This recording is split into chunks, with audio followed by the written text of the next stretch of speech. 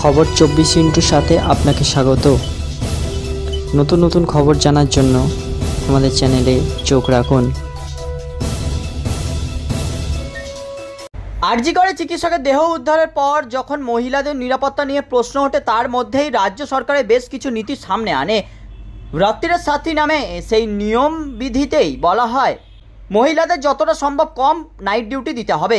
সেই নীতি নিয়ে বিতর্কও হয়েছে রাজ্যে। এবার সেই নীতির কথা শুনে কার্যত অবাক হয়ে গেলেন সুপ্রিম কোর্টের প্রধান বিচারপতি DY চন্দ্রচূড়। মঙ্গলবার আরজিকর সংক্রান্ত মামলা চলাকালীন ডক্টরস ফর পেশেন্টস নামক ট্রাস্টের তরফ থেকে আইনজীবী জানান, রাজ্য সরকারের পলিসি না নীতিতে বলা হয়েছে মহিলাদের 12 ঘন্টার বেশি ডিউটি করবেন না, মহিলাদের নাইট ডিউটি থেকে বিরত রাখতে হবে। এই নীতির কথা শুনেই বিস্ময় প্রকাশ করেন প্রধান বিচারপতি। তিনি বলেন, আপনারা কিভাবে বলতে পারেন যে মহিলারা নাইট ডিউটি করবেন না?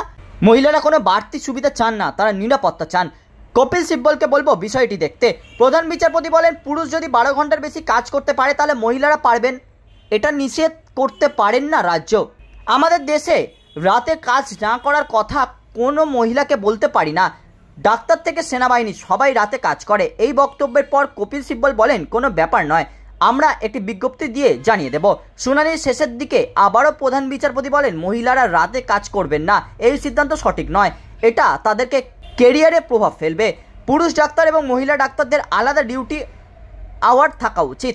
অবিলম্বে এই নীতি পরিবর্তন করার নির্দেশ দেয় সুপ্রিম কোর্ট। ব্যুরো রিপোর্ট, খবর 24/7।